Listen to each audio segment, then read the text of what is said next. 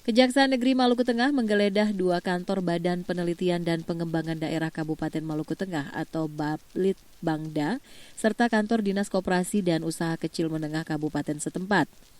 Penggeledahan dimulai sekitar pukul 10 waktu Indonesia Timur, berdasarkan surat perintah penggeledahan dari Pengadilan Negeri Masohi.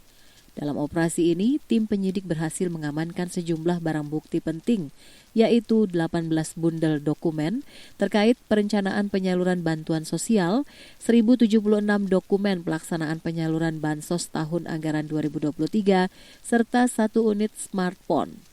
Kepala Kejaksaan Negeri Maluku Tengah, Herbert Pesta Hutapea, menegaskan langkah tersebut merupakan bagian dari proses penyidikan untuk mengungkap dugaan penyimpangan anggaran bansos tahun 2023. Kejari Maluku Tengah, Herbert Pesta Hutapea juga mengingatkan seluruh pihak yang berkaitan dengan perkara tersebut agar tidak melakukan upaya yang dapat menghambat proses hukum. Hingga saat ini penyidikan masih terus berjalan dan tidak menutup kemungkinan akan ada pengembangan lebih lanjut.